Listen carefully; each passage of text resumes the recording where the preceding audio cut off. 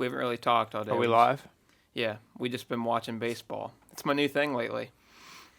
Baseball's pretty awesome. It is. I used to hate on it a lot. I was like, it's like golf or like tennis, like boring. But it's actually really interesting. And Allison loves baseball. She played softball, so like we finally have a sport that we can like both watch and enjoy because we both know what's going on.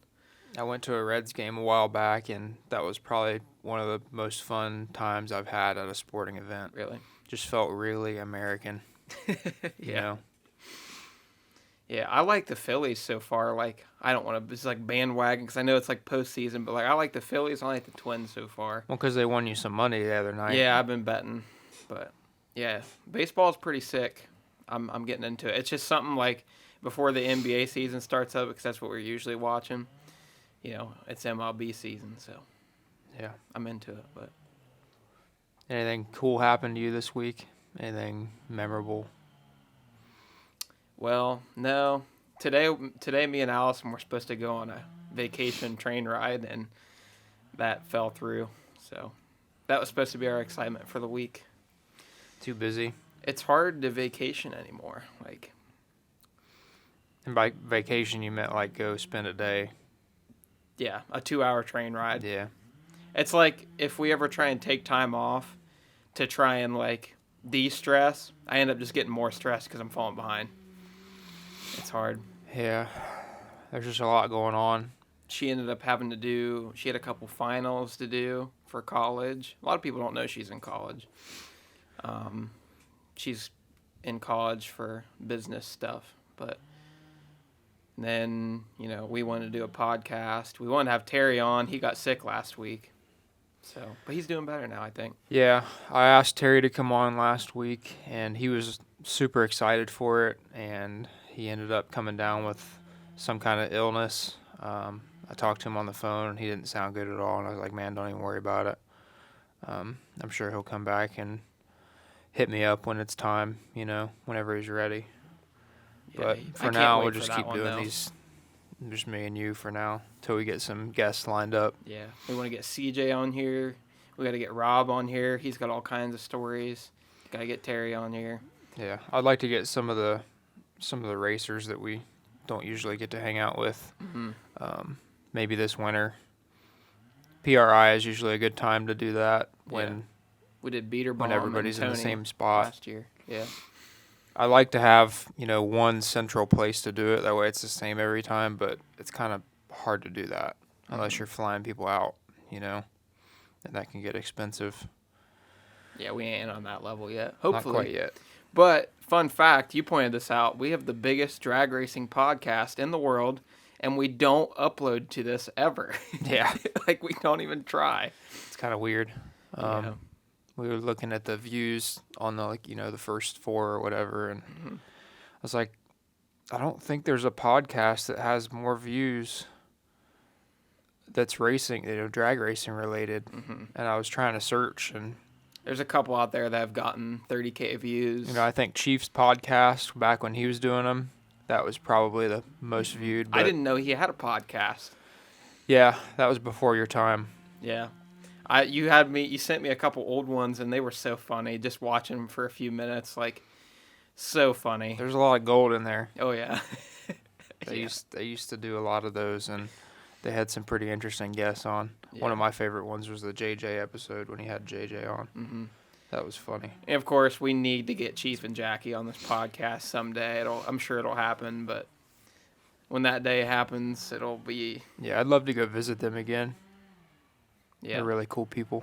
I have never even, like, when we were at War in the Woods a couple times back, I got to see him in person the first time, but all I've ever done is, like, text and talk shit to him. We don't really... They're just like us. They really love racing, and they're goofy as hell. Yeah. You know, they're like big kids, just like we are. Yeah. I'd love to go hang out with them sometime and go visit their shop and go race down there. Some street racing down there. Yeah, I'm itching to do some street racing, man. With all this no prep stuff going on, it's like we're getting further and further and further away from what we started, you know. It seems like kind of the way the direction of the show, Street Outlaws, headed. it just seems like that's the same direction that no prep as a whole is going. Things are getting faster, and you're starting to see more toter homes and stackers, and every time you go to the track, and it's like, man, this isn't how we started. It's tough because our name is literally Street Racing Channel, yet I would say once every 2 to 3 months, like this year, we did a street race. Now, that's just mostly because it's way harder to street race lately, And especially in our area. yeah, and it's not that we used to go to a lot of Olympies races. I've been to a couple Olympies Cash Days races. One of them was in Houston, back in Texas 2K, and then I think I went to another one that was in Ohio. He did an Ohio Cash Days. It was the only one he ever did in Ohio. So I've run 2 different Limpy Cash Days, but I've never done one in Dallas. I have raced in Dallas. I've street raced in Dallas before with Limpy flagging, but I've never done a Cash Days in Dallas, so I want to do that. Um, I'm just waiting for the right opportunity, the right time when, the truck or the Nova is like tip top. We've had a lot of testing and things are going well. It just hasn't lined up yet. So I'm hoping to do that soon, or I'm hoping to at least go to Oklahoma or Texas soon and do some of that before Limpy starts slowing down on that stuff. Because honestly, he hasn't been doing as much street racing lately as, in the past. 5-6 years ago, he was hitting it pretty hard every month. Now it seems like, maybe once every couple months or 3 months. What's your favorite type of racing? Like as far as heads up racing, bracket racing, street, track, front side, back side. Well, I don't think it's too hard for people to see that I'm not exactly the get me to a street race right now. In my time from when I started filming for you and then racing, I've seen a lot of bad things happen on the street, and I have not had, my ratio of good street race experiences to bad street race experiences is 3-to-1 bad. Yeah. And some of these, I love doing grudge races on the street, like that one you did down in Georgia versus that blue Porsche. That was sick. I got to race really early on, one of my first street races in the Falcon. I raced that guy from Dayton in that red, what do you call it, Fairlane, or whatever that thing is. That was awesome. Quick $500, but the cash days, the 32 car big street races, they're awesome and everything. But when you're starting at midnight, and especially if it's a colder part of the year, man, you have to move spots a lot. And I ain't bitching. It's just part of it. But it's like an endurance race more than anything. Here's the thing. It's yeah, you have a lot of that, but you don't have the stackers, and you don't have the toter homes. It's definitely you don't have a lot of those guys showing up. Yeah, that's true. So it's more my element. I feel like I'm more in my zone. I mean, I feel like I have a better advantage in that kind of scenario than a lot of other guys. You can read a street way better than... I mean, you're good at reading a track and a street, but for some reason, when you get on a virgin road or, any fucking road, you just seem to be able to pick it up really fast, and that's just kind of your thing, I feel like. Yeah. And I don't know, we're kind of at a point with us where we kind of need to decide where we want to take this thing. We kind of want to, decide, do we want to go the stacker and toter home route and tube chassis route? And you're looking for a radial versus a world car. Yeah. Do we want to go down that route, or do we want to stick to our roots? Mm-hmm. We're kind of at that point. Well, I think small tire in general is at that point. I think there's a lot of people, the last 2 or 3 years, people are selling the race cars. Yeah. I can remember the Marion days. There was 30 local cars that would come out and race small tire at Marion. Now, a lot of the local guys have sold their cars, and they can't afford to keep racing with some of the bigger names. Yeah. And it's tough, but I think here in a couple years there's going to be some major class changes, and there's going to be a hard split between those two types of There's like, I think there almost needs to be two classes, like Well, the big money cars and like the tube chassis cars, and then the cars that are like not really street cars, or just, but you know. and it's not just the front side either. It's the back side too, because a lot of those No Prep Kings cars that, they bolted small tires on them, and they went out and they raced, and that's going to come out on air eventually. I'm not sure. I don't keep up with the show, but I mean, a lot of those Pro Charged Hemis did really well on some blacktop. Mm-hmm.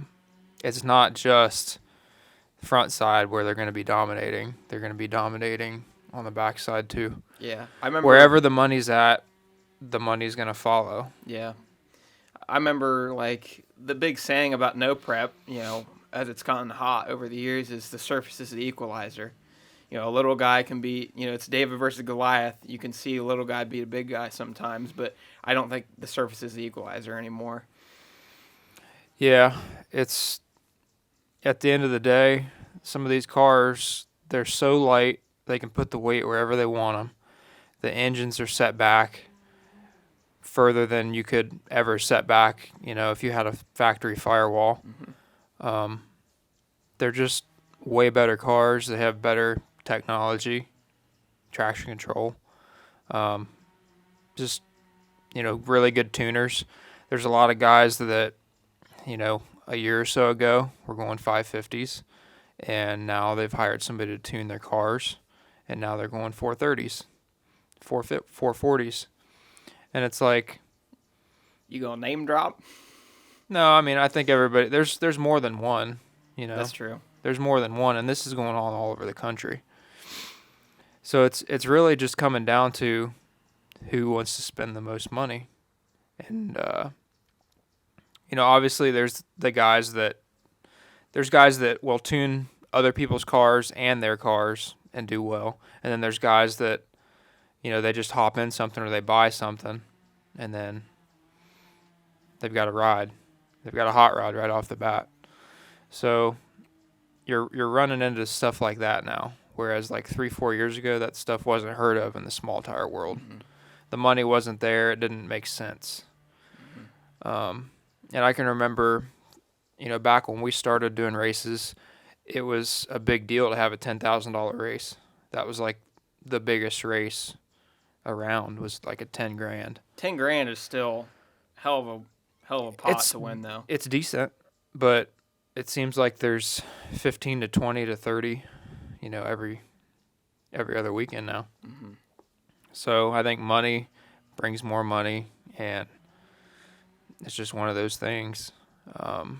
I think there's going to have to be some kind of change. I'm not sure what it is, and I'm not calling for a change in small tire rules. I could care less. I'm just going to I'm a racer. You're going to show me the starting line, show me the rules. I'm going to show up and You're going to adjust. Yeah, I'm going to adjust to whatever it is. But for the guys that maybe don't got it like that, we're very fortunate to have the channel, and we're fortunate to be in the position we're in. Other people have a normal job and afford to race. Well, yeah, and there's some of the rich guys, they're like, just work harder. Work harder. Yeah. You pay somebody else to tune your car. You paid somebody else to build your car. You bought your car. Yeah. You didn't build it. So telling people to work harder isn't necessarily the best thing. I mean, there's guys like Houston Payton, for example. He works a blue-collar job every day. He probably works, 50, 60 hours a week. He gets home, works on his hot rod, still maintains a family life. Yep. I mean, he's got kids, got a wife. It's not that easy. No, it's not. It's really not that easy. I mean, unless you start selling drugs. And a lot of people in the racing world do sell drugs.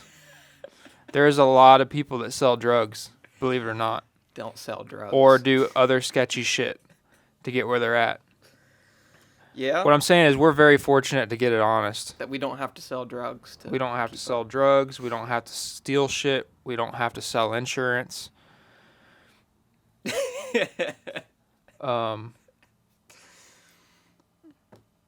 it's not that easy. It's not as simple as just work harder. No, yeah, it doesn't really. And there is a lot of guys that are casual racers that go out there, and I don't think they really expect to win. They're just there to have fun. Mm-hmm. I mean, about half the field is like that, I would say. But there are guys that really, really want to win. They work really hard, but they just don't have the means. So I think there's going to be some class changes in the future, unless we just want to see it die off, because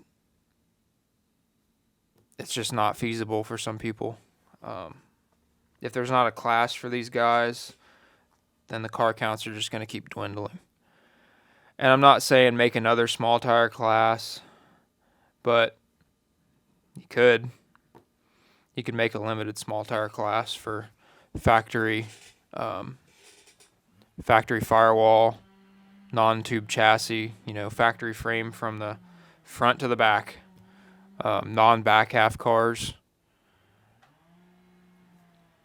I think there's room for those cars at these events, because there's so many. There's like 70, 80 cars at some of these events. You could easily have 2 of them. You could have 2 classes, I think. So you don't think that, like some people always say, well, the racers just need to get faster. They just need to get faster.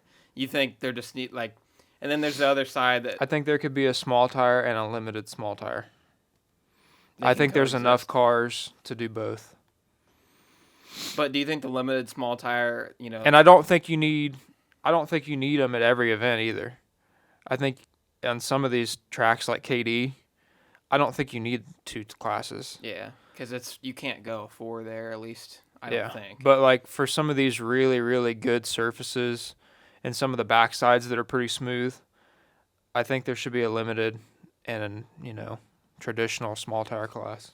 Yeah, I think like what you said, like KD, some of the tracks where you can't go faster than a 4, like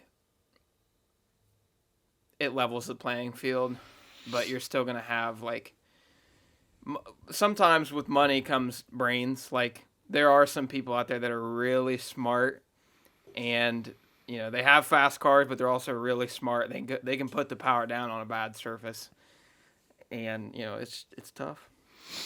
Yeah, I think you're right there. But I think the limited small tire class, people have been trying to turn into like a street car class, and then here comes you the can call it street whatever car you want. rules. You can call it whatever you want, but I mean, there was a street car class this weekend. It was called Daily Driver, and Callie Nate entered it. Oh, did he? And I think even Clint Nichols entered it with his car. So you think there needs to be stronger rules? Yeah, if you're gonna call it Daily Driver, I don't think anything Callie Nate owns or races is a Daily Driver. Yeah, I mean, more of like a street car maybe, but it's more of like a traditional, like a OG small tire car. Yeah. That's what it really needs to be. It needs to be OG small tire, and there needs to be like gangster small tire or whatever you want to call it. But yeah, I'm not saying change small tire, just add a limited small tire class that have for cars that have factory frame rails from the front to the back. what about stock style suspension? Yeah, I think whatever That cuts me out. Whatever suspension it has from the factory is probably what it should have. No offense to your Falcon, but Yeah, we're gonna make the Falcon faster anyways. Yeah, so hopefully. But I ain't gonna be running no 430s. Why not? I don't think it's a chassis to do it. I think you need a full tube chassis car that will go dead straight, and my wheelbase doesn't really support that. But yeah, you might get into some chassis issues trying to go 430s with the car, but I get into chassis issues trying to go 1 60 foot. So it's one of those things though you have to keep adding to the car. Yeah. I don't know if I'd want to do that to the Falcon. I think it's so good at the 480s to 530 tracks, or like even like the 550 slower stuff. Like it's so good at that. I'd rather just start with something else, to be honest. Yeah, once you change the original rear suspension of a car, that's technically back halving it. So, and there really needs to be a place for some of these guys. The thing is, though, is like if you leave leaf springs on that car, I don't think you can fit like a big tire, like a 28. You can. You can. It still has the spot for the leaf springs if you ever wanted to go back. Chris left it so that you could put it back to leaf spring if you ever wanted. But I mean, there is cars out there that they're like a leaf spring with a ladder bar, like for that Fairlane from Dayton, for example, that you raced. Mm-hmm. I think it was ladder bar with a leaf spring. So there's like gray areas, you know, that would have to be figured out. Here's my next segue. No matter what class you put in place, there's still going to be somebody that has a perfect car for it that's going to dominate. I feel like. No matter what you do. Yeah. Just like hard tire racing. Like there's a couple guys in the country now that are just absolutely dominating hard tire. Yeah. It doesn't matter what class you make. It's always going to get to the point where it's so fast where like people just don't even want to fuck with it. Yeah, and that's another thing with the limited small tire. What are you going to do about, the Fox bodies? They fit it. There's Fox bodies out there that they've got their little sliver of frame rail in the front, and then they got frame ties that go to the back, and they have a little tiny frame rail in the back. Like there's so much gray area. Yeah, there's just a lot of gray area, and they've got Marty Marilot torque boxes with 16,000 different holes in them to change their instant center and how the car works. And there's a lot of cars that can't do that. That's why there's so many of those cars, is because they're such a good drag racing platform. So I don't know. Maybe you outlaw Fox bodies or something. I don't fucking know. God. Well, there goes 90% of the small tire in America. Yeah, it's tough, man. Small tires at a weird spot, and I'm not claiming I know the answer. But yeah. I'm literally just offering suggestions.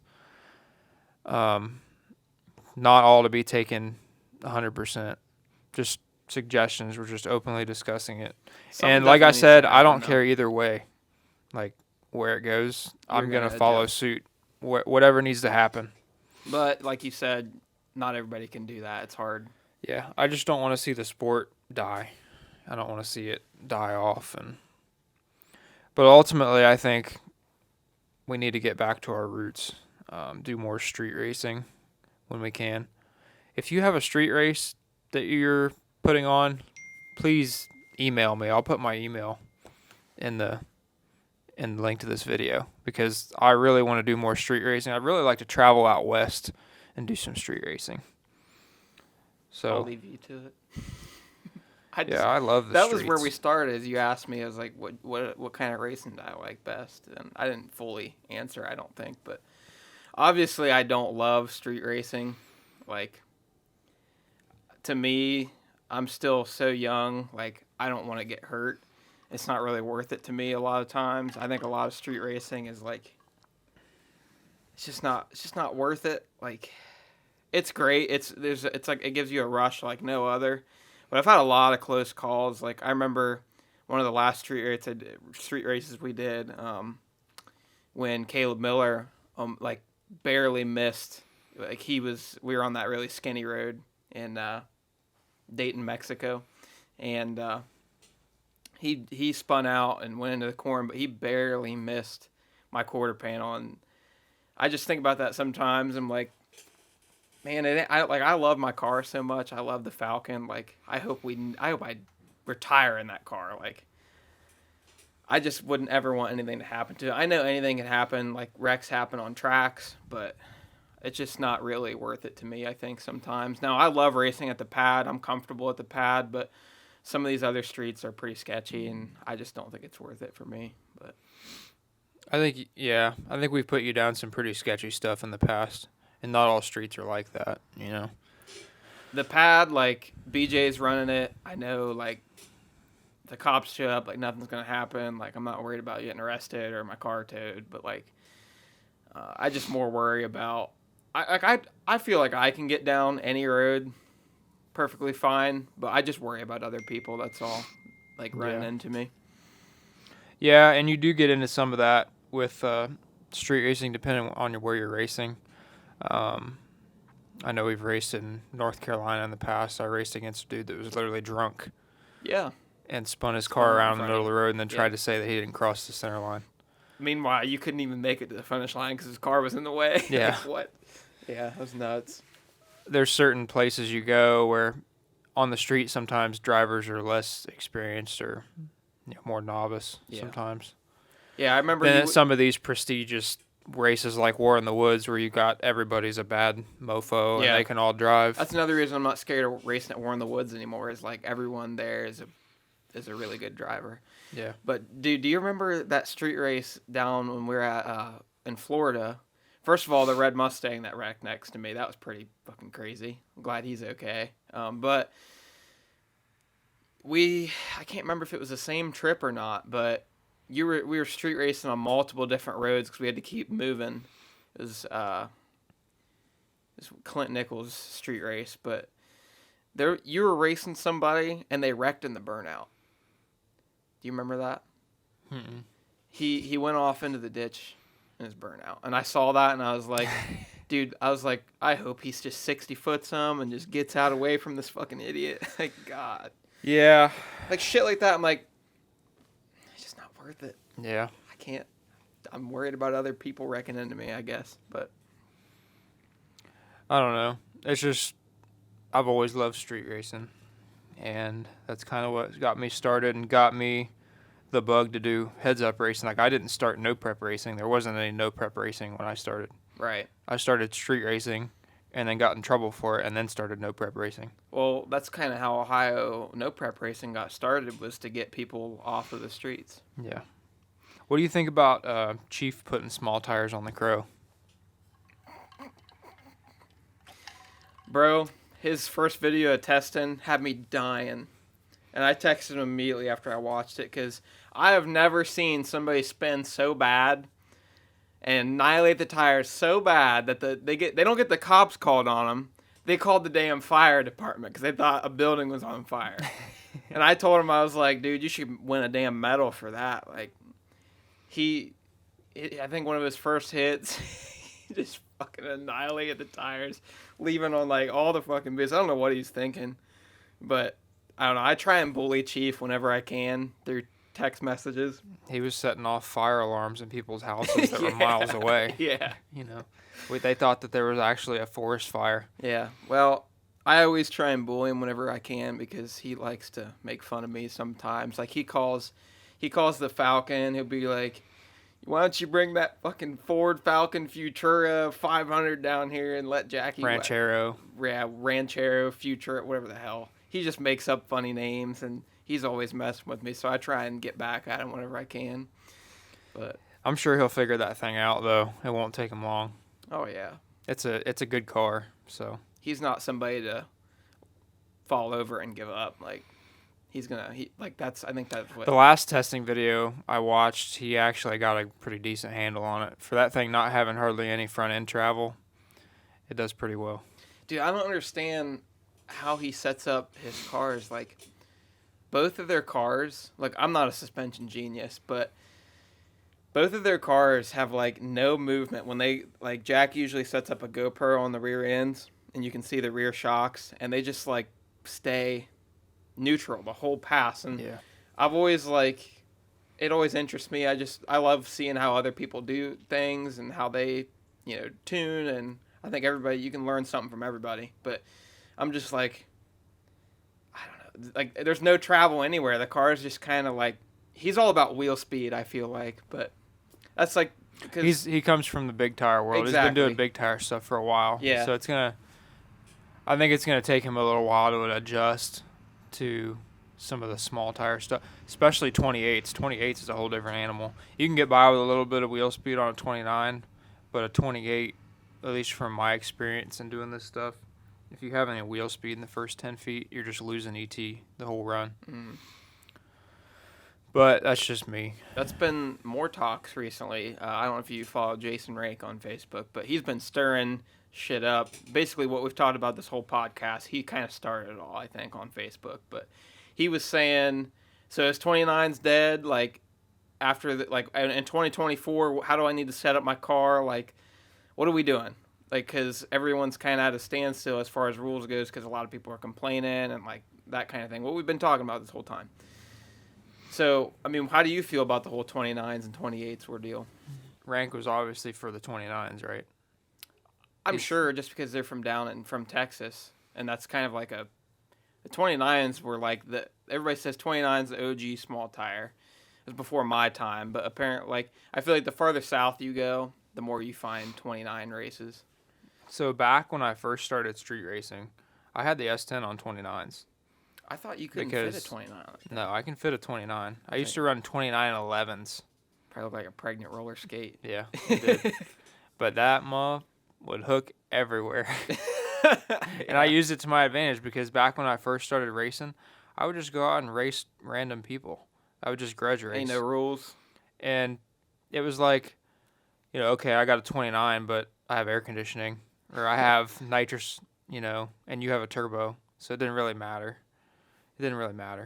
But now everything's gotten so technical. I obviously like 28s better because I feel like anytime you can take a little bit away from the fast guys that have more horsepower, it's better for me. But honestly, my Nova on a 29 would probably be pretty damn fast on the street. It doesn't really matter. I can fit whatever and I can do whatever. Whatever the race is, I can manage. A lot of the Fox body guys get mad at the 29 stuff because they can't adjust. They can't fit a 29. I think that's most of the people that cry about it. Yeah. Maybe. The Fox body guys are at a disadvantage when you go to a 29 because most of them can't fit it. And so, that's your one-up on the Fox bodies. Yeah.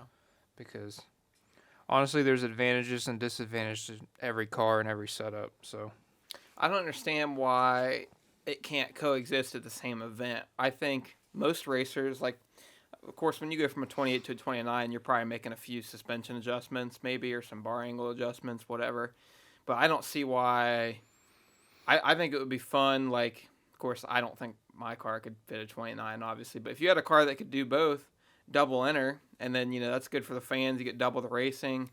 Only thing is, like, if you're doing, like, 28s off the trailer, like, as long as people aren't getting that extra data, like, some people might cry about that. But I don't see why it can't coexist. Like, why can't there be 28s and 29s races? Why does, like, I feel like some people are trying to, like, convert each other. Like, nah, we need to be 28s, or no, we're doing 29s. Like, I feel like it should just coexist. But yeah.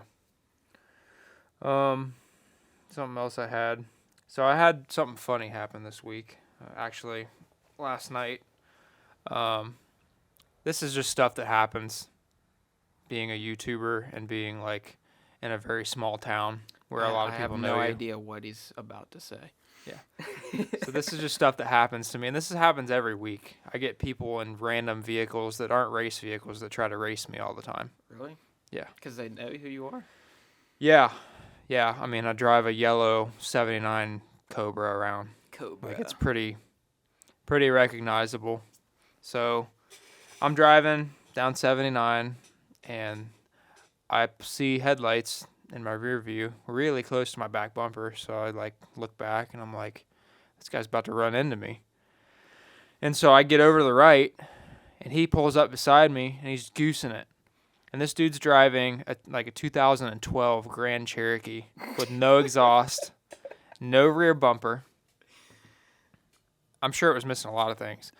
But it was extremely loud. Like, dude's just like trying to race me. And I'm like, what is this guy doing? Like, 79, there's a lot of cops on 79. Oh, yeah. I'm like, man. So we get to a red light. The light turns red, and we're both at the front of the line. And the guy rolls down his window, and he says, you want to race title for title? What? And I was like, yeah, buddy, let's race for pinks. So the light turns green. He takes off. I bog. Oh, no. He's out on me by a car and a half. And then by the time I hit second gear, I drove out of his life. I hit third, and I go through the yellow, and then he turns right. Oh. I really wanted his car, man. That would have been a good demo derby drag car for next year. Oh, yeah, yeah. I was hoping he was going to stop. Man, it must be like an Ohio epidemic where we're in the Rust Belt. Ain't nobody got exhaust. I swear, man. Nobody's got exhaust. 79's the loudest road I ever have to drive down every day. And then I was driving on 21st Street the other day, and I'm at a light, and this dude is in front of me in a SRT, like a blue SRT Challenger, and he starts revving the piss out of it. And I'm like, oh my gosh. So I like go through the light and everything, and I'm headed to Home Depot to get stuff for the barn. And I like wait till the last second to turn my turn signal indicator on to pull into Home Depot. And he darts over because he's looking at his rear view to like go where I'm going. I'm like, fuck. So he pulls into Home Depot, and then I pull around like to the other side, and I like quickly go in the store, and I'm busy. Like I'm trying to get stuff for the guys that are building the barn. Yeah. And they're waiting on me. And it takes me 45 minutes to get to the shop, so I'm already in a hurry. Like, what vehicle were you in? In the yellow car. Okay, so you weren't getting like wood or nothing. You're getting some like, okay. I was getting some plumbing stuff. Okay. And so like, I go into Home Depot, and I knew. I didn't even know what the guy looked like, but I knew it was him. When I got in there, he's like walking, and I'm pretty sure he had a Mopar shirt on. Oh, God. And I like see him. He's like closing in on me. I'm like, fuck, I'm going to have to race this guy when I leave here. And he comes up and he's like, asking me all these questions and talking about stuff. And he's like, yeah, I'm building a 383 for this. And he's like, yeah, I had my car out to the track and it went 116 to the quarter. I was like, that's pretty good, man. Race with the dart. He's like, yeah, should be good enough for any old Mustang on the road. I'm like, don't get in a race. Don't get in a race. You have to take stuff back to the shop, leave Home Depot. Don't get in a race. And I'm just like, man, I wish I had the time. But just stuff I get into, man. That's all the time. And then people stopping at the gas station and stuff. Like, what weirds me out sometimes is when people want to ask where you live. I've had people straight up tell me, hey, like, I'll be around town, like, hey, I know where you guys live, let me know if I can stop out sometime, like. Yeah, I don't think what a lot of people don't understand is even though a lot of people think they know us just by watching the videos, like, we don't know them. We don't know what they do during their daily lives. We don't know if they're a serial killer, a rapist, just a normal guy. Yeah. Or, like, we don't know. Yeah. So, like, when we get approached, I get extreme anxiety anymore. When anybody pulls up behind me and, like, starts doing crazy shit, I get anxiety. Because I don't know if it's a cop at first. I don't know what's going on. You've had cops pull you over before telling you they know who you are. Yeah. Like, fans or, like, the local police saying. I'm constantly looking over my shoulder, like, waiting for somebody to do something dumb. Yeah. Or, like, it's hard, man. I'd love to race everybody that pulls up next to me on the road, but I don't know. Speaking of funny, there was a guy that pulled up behind me the other day, coming here, and I pull in the driveway. We're getting ready to go to a race. It was early in the morning. We were already late. We had to load up and leave for a race, and this guy was following me real close. And I pull in the driveway here, and he's like stopped at the end of our driveway. Like, he slowed down because I was turning, and he just stopped. And I'm like, oh, God, what is this dude doing? Like, does he want to fight? Like, what? I don't know. So I, like, get out of my car over here, and he's like, hey, man, are you Billy? And I'm like, I don't know. I'm like, I might be. Yeah. And he's like, can I come over there? Can I? And I'm like, man, if I had time, maybe, you know what I mean? But, like, you really shouldn't pull up to people's houses like that and expect to just let me drop everything I'm doing. I'm at my house getting ready to leave for a race, and I don't know how to say it, like, entertain people. Yeah. You know what I mean? That's what I don't us want to going. sound like a dick. That's what us going to the track and meeting fans is for. Yeah, that's what we go to the And track like for. people shouldn't get it twisted. We're not complaining. I mean, I'm not complaining, but like we appreciate all of our fans, and like they are all the reason that we are able to do what we keep doing. But some people, I think they forget that, like you said, we don't know who you are. We don't. They feel so invested in our lives, and that's part of it. That's the job that we signed up for.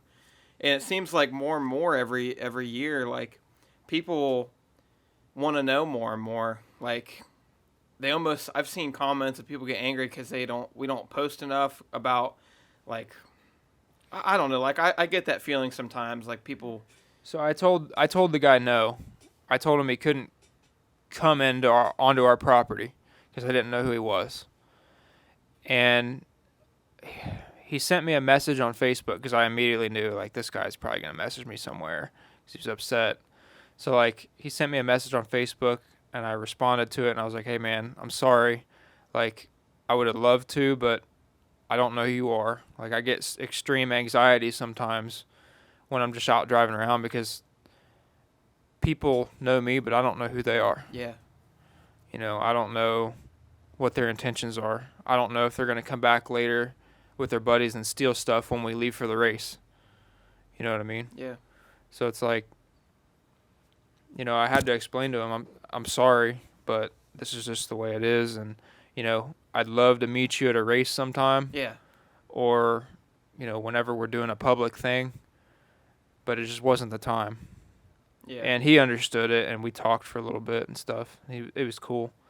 But that's just some of the stuff you get into you don't realize when you're starting a channel or when you're like somewhat famous or whatever you want to call us. Yeah, I hate that, but yeah. I don't look at myself as famous. Yeah, we still feel like normal people too. We're just normal. We try people. to be. You know, we're still trying to be normal. The other thing too is like I've always been super introverted, but I've kind of had to come out of my shell because this is what we've signed up for. Like this is not an introvert's job. Yeah. And so I've had to come out of my shell a lot, and you know I get anxiety when I talk to people, and sometimes I say stupid shit, and I just want to shoot myself in the foot. Like I just be talking to somebody at the track, or like if I can't hear somebody, and I'm like, like if I can't understand somebody's question, and I've already said what 3 times, and then like they could be asking, "Do you like Hitler?" And I'm like, "Yeah, man, that's awesome." I don't know. Like I say stupid shit, so I'm like, I don't know. Recently, like this summer at Trails, I was getting ready to make a test hit, and this is the weekend where my alternator, my starter, and my battery were all trying to I was trying to figure out what the hell was going on, but my car kept dying. I couldn't hold voltage. I was like, what the fuck's going on? So I was kind of stressed out, and I was trying to get one hit before we had to go race somewhere. It was a Thursday night test and tune. I was trying to get one hit. And as you know, at Trails Test and Tune, there's 500 cars there a night, and it's hard to even get more than 2 hits. So I was running out of time. I was trying to get the car ready. I was trying to figure out what was going on. And, like, some guy came up, and I was a few minutes away. I was putting air in my tires, just putting fuel in, the last couple things to do before I head up to the lanes. And I just put the hood on. I drained the catch can. I was putting the hood back on the car. And he was like, I don't remember if he asked to take pictures under the hood or if he wanted to just leave it off so he could look at everything, which that's cool. I'm not secretive or nothing. But I was a little short with him because I was trying to do stuff. I wasn't meaning to be short. And I don't even realize I was being short, but I was. And I didn't take the hood back off because I was getting ready to run. And I just don't know. Like, there was some miscommunication and, you know, I was in the middle of stuff. I was being short by accident. But I didn't think much of it until the next day on Facebook. This guy's making a post about me, just blasting me, saying these people aren't who you think they are. They're assholes in real life. They forgot where they came from, shit like that. And I'm just like, man, like, I didn't even know. At the same point, people need to have some kind of understanding. You know, when we're at the track, our lives are on the line. And you know, people like to make fun of us when we lose, but like that's part of it. You know, part of it is getting distracted, and Yeah. Like, we take it really seriously. We want to do really well for everybody and all of our fans. Yeah. We want to put on a good show. Dude, you know how many times I've been setting my clicks on my shocks? I'll get halfway through and somebody comes up and starts a conversation. And I suck at multitasking. Yeah. It's my fault. Me too. But, dude, or like how many times, I remember one time, I can't remember, it was a couple races ago, I forgot to set my draggy because somebody was talking to me while I was in the burnout box. I had my helmet on, I was belting in, and somebody's in my window talking to me. Yeah. And I forgot to set my draggy. Good thing I didn't forget to set my CO2, turn my CO2 on. Like, I don't think people realize how many things, like, there's a mental checklist that you have, and we're constantly as racers going through that checklist. Like, I probably check my CO2 bottle and make sure it's open 5 times before I make a hit, just because I'm that, like, nervous about it, like, about forgetting shit. And now, on top of it, I got traction control, that switch to turn off and on. It's a big deal. That can cost you the race. Or, like, I got to turn it off before I start my burnout, or else there's just so much shit I have realize. to put my brain in, like, an autopilot mode. Yeah. To where I hear people, but I don't hear them. Yeah. You know what I mean? I'm just saying yeah and hell yeah, you know. Yeah. And I just wish people could be in our shoes for one day. We're not complaining. Like, this is what we signed up for. This is our job. Like, but those are the struggles that just we have go a through. little bit of understanding on our end of where we're at. For sure. Yeah. We're trying to do the best we can. And, you know, when we're at the track and we're strapped in or we're under the car or working on it or something. On the laptop. Or on the laptop. That's another big thing. That's the worst. If we're not working on the car, in the car, on the laptop, it's probably safe, you know, as long as we're not deep in something. Like, I promise you, at the end of every race night, after we've lost or won, or if there's an oil down and we're not doing anything, like, that's the right time. We promise, like, we will talk to everybody and, you know, greet everybody and welcome everybody to come and hang out with us. But it's just, there's got to be the right time. I'll tell you what, if you're a kid, though, I don't care when you come up. Yeah. I talk to all the kids. Yeah. Like, and I always try to give 110% for the kids. Yeah, that's important. Yeah. I don't care what I'm doing. And they don't understand that. That's why I, you know, see it a little different for them. They don't understand the importance of what's going on. What's funny, though, is it's not the kids that usually come up at the wrong time. It's normally adults. Yeah. That can't wait. Like, and I understand. Like, I get excited. Like, I was just about to tell everybody about, we went and saw Theo Vaughn this weekend, this past weekend, pun intended. And yeah, I'm sure if I saw Theo Vaughn anywhere, I don't care what he's doing, I'm gonna like. Well, so this is okay. I know we're rambling all over the place, but like a couple weeks ago, August I had my birthday. Had to get my tags renewed, and I did around September, a couple weeks late, but I got my tags renewed on my daily, and I'm in the DMV, whatever you call it, and there's Roman Atwood and Brittany. I'm like, I've never seen them. I know, like, they're really local to us. I think they live like 20 minutes away. But I've never seen them. And you actually did a video with them a long time ago, and that video's only got like 10K views. Crazy. I want to share it sometime. But I saw them for the first time in person, and I wanted to go up, but I'm like, now's not the right time. Like, they look like they're dealing with something. Like, nobody wants to be talking to each other in the BMV. And, like, as excited as I was, I'm like, I wonder. Yeah, because then it's going to bring them even more attention when somebody else starts talking, and then they got to, then other people start looking up who they are. And, like, it gets really, for people that have anxiety like me, I'm sure that's a worse nightmare. Yeah. So I just let them be. I didn't even say hi. I wasn't trying to stare or nothing. I just wanted to, because I know, like, but then I kind of understood, like, I hate saying that we're like famous or anything, but in the racing world, we're well known. And when you're watching somebody on TV a lot, you know, and then you finally see them in person, it's like, that person really exists. That's the feeling I got. I'm like, that's a real freaking person. Like, that's not just somebody in the TV. Like, that person really exists, and there he is. But now's not the time, you know? Yeah, you've been there. Yeah.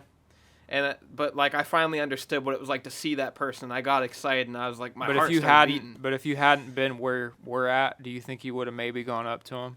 Yeah, like... If you hadn't, like, understood what it's like to be on the other end of it? Maybe.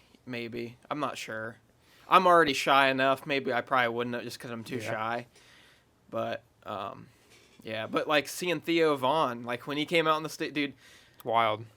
you got us tickets for that probably 2 or 3 months ago, and every day me and Allison would probably talk about like, man, Theo Vaughn, it's coming up, get a week away. Something to I was look getting forward to. excited, and then like you're 5 minutes away. Theo comes out on stage in 5 minutes, and you're like, dude, like, there's no way, this dude's real. Yeah. And he comes out and he's running and he's got the fucking mullet and he's like goofy looking. You're just like, holy fucking shit, like that's Theo Vaughn. That's Ugh, awesome. it's just crazy. So I get it. I get Yeah. excited, and even I wanted to get out my camera and just start taking pictures. Like, that's Theo Vaughn. Like, I got to take a picture of Theo Vaughn. Yeah. So I get it, but It's very strange, and I think I'm still adjusting to it. You know, it's very strange because I don't feel like I'm anything special. So then when people are like geeking out, it's like, calm down, I'm just a guy. You know what I mean? But that's just how it is. yeah, it's what we signed up for. It's part of our job.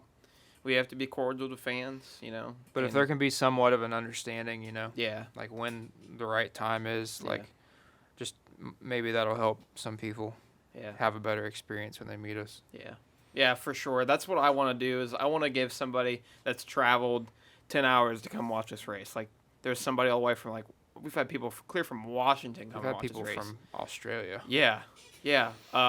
What's his name? Possum. Yeah. Yeah. Shout out to Possum from Australia. He's lots of Australian Sweden fans. people Yeah, all over. yeah, and we want to give those people 110% 110% of our attention. They just got to know when the right time when is. the right time is. I've always wanted to talk about this, actually. It's hard to talk about it because I don't want to say the wrong thing and everybody just take that and run with it, and Yeah. then it's hard to word it Yeah, and not sound like an asshole. yeah, that's the main thing. I don't want to sound like an asshole. And if I am an asshole, then I guess I just am. It is what it is. Yeah, if people don't even try to understand, then it is what it is. But Yeah. I remember early on, like the first couple times we got recognized at gas stations on some of our long trips, and how weird that felt. Like, and like as a kid, I loved watching YouTube. I was part of that generation where like we all watched video games when we were little on YouTube and all that kind of stuff. And I remember watching a channel called Waffle Pone.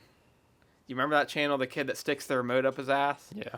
Yeah, they had the greatest freakouts. I was like, dude, I want a YouTube channel. Like, I don't care if it's fake or not. Like, when I was a kid, I didn't think it was a fake, but like later on, I realized like this shit's fake. I was like, I don't know, it'd just be crazy. It'd be awesome to have a YouTube channel. Just Yeah. crazy. I watched a lot of YouTube growing up as well. You remember Charlie the Unicorn? No, That was before your time. might have been. Charlie. Oh, Charlie bit my And finger. there's that one too. Yeah. Oh, Charlie the Unicorn was different. Then there was the bunk bed kids. You remember that? mm-mm. There was the kids with the bunk beds that would scream at each other. I don't remember that. That was one of the first videos I remember on YouTube watching when I was in middle school. I remember watching Dude Perfect before they were like major. That's a good one too. And then the duck song. Remember the duck song? The duck walked up to the lemonade stand and said to the man. And then the narwhal song. Narwhal song. Yeah, that was a good one. There's like a Hall of Fame. There's got to be like a YouTube Hall of Fame of videos and channels. Yeah, those first videos that went viral on YouTube, those are like golden classics. Have you ever seen the very first video ever uploaded to YouTube? I can't remember what it is. It's very random, but it's like a 50-second video. It's the first one to ever be posted to YouTube. I think it was in like 2004, I think. Maybe it's earlier than that, or older than that, but I want to give an update on Julie's fundraiser. oh, yeah. It's doing really well. I appreciate everybody's support. So a lot of people don't know this, but Julie's boyfriend got laid off the day that we started that fundraiser. The day after the ride along. Yeah. Yeah. Literally the day after. So, I mean, without us doing that and taking some action, like, I don't know what would have happened because Denny's not in, like, a place to support all of them. unless he was to sell his car or something for the winter, which no one wants to see Denny sell his car. Like, that's not going to help anybody. That's his pride and joy. That's his escape from reality, from all the fucked up shit that goes on in his life. So they've just had such bad luck. Yeah, so her boyfriend got laid off that day, but I'm really happy to say that we're going to be able to take care of them the rest of this year.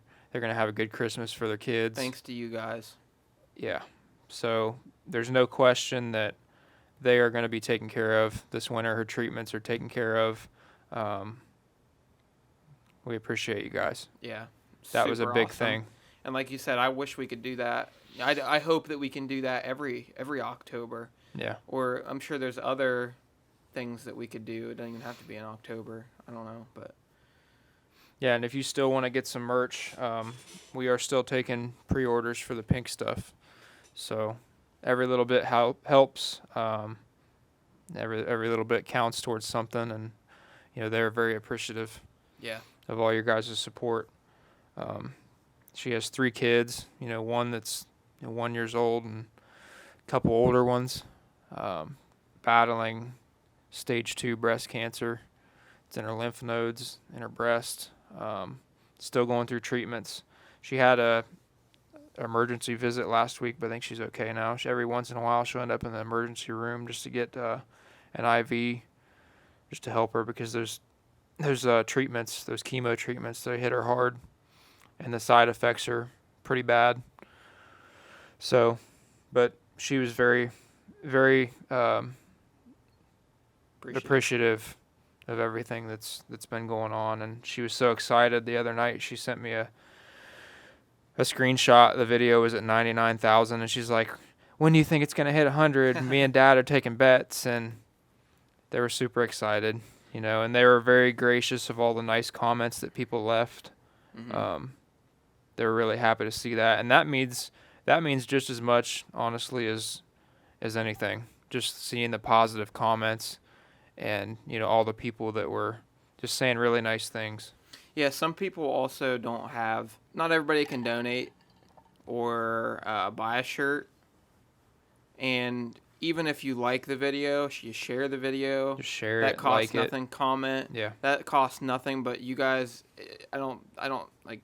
It's hard to even explain, but it helps so much. The whole YouTube algorithm. The more we get the word out, like, it helps so much. Leaving a comment, leaving a like, it helps a lot. And we don't really remind people enough. I try to, but it's huge. Yeah. It is huge. What sucks, though, is, like, I thought that video would do better. I did, too. Usually the ride-along videos, they do double what a normal video does or more. But, not everybody wants to dive into something that's emotional. Not everybody wants to emotionally invest in something like that and watch that kind of a video. Sometimes people just are looking for excitement. They want to see excitement, or they want to see happy. And it was a happy video, but maybe that's just too much for some people. Some people. Unfortunately, I think sometimes, like, people are quick to click on a negative video. Yeah. Unfortunately, like, that's kind of the sucky world we live in, is like the whole media thing too. Like, that's why all the media posts is normally it's negative shit. Like, well, yeah, there is a reason that news outlets post mainly negative things, because that gets the most attention, engagement. It sucks, but that's what people thrive on, is negative, bad things, and we see it in the views too. Still hit 100K though. So I'm happy about that, but we have a lot of good supporters. Hell, if we posted a video of all of our subscribers, of all the crashes throughout, like, the last 2 years, 1 million views. Yeah, probably. But it's just part of it, I guess. Yeah, it's the world we live in. What else? I think we've been going for almost an hour. Yeah. If you got anything else to say, though, I think we can go ahead and wrap it up. So, we appreciate you guys. Thanks for watching. We'll get some guests on here soon. Gonna try and get Terry still. He was sick, like we said. If you have a a recommendation for a guest, please leave it in the comments. Yep. We'd love to hear your feedback. I think that wraps it up. Yep. Thank you guys for watching, and we'll see you in the next one. Peace.